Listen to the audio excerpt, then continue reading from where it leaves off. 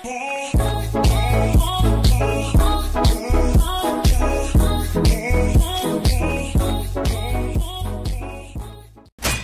Screamers, and welcome back to another episode. And since you guys really enjoyed my Cult of Chucky theory and breakdown of the trailer, we're just gonna go back to more theories. So we're gonna talk about Glen and Glenda. Yes, Glen and Glenda, Chucky and Tiffany's son and daughter. Well, what do I have to say about them? There is a lot of rumors going around that they will be in Cult of Chucky. Stuff like they think that the woman that Andy is talking to, at the restaurant, they think that that's Glenda. And they think that the cop from Curse of Chucky that got his throat slit is actually Glen. And I'm starting to kind of believe it.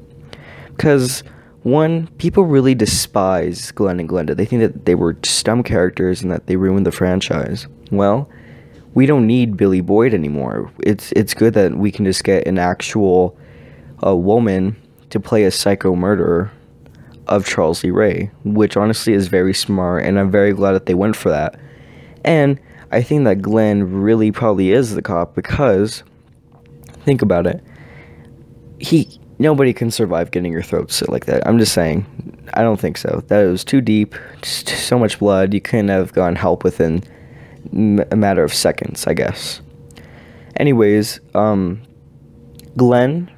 was probably transferred his soul into the cop, because if you do like the math, whenever Glen and Glenda got their souls put into new bodies in 2004 of Seed of Chucky, they would be around the ages of 13 right now. But, easily they can just transfer their soul.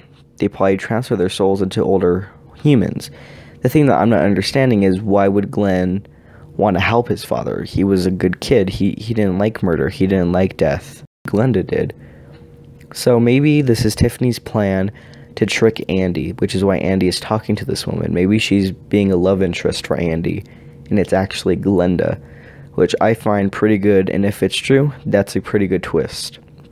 Something that I have found out through Curse of Chucky is the scene whenever Nika goes on her computer and she's typing up, more about Chucky and Charles Lee Ray.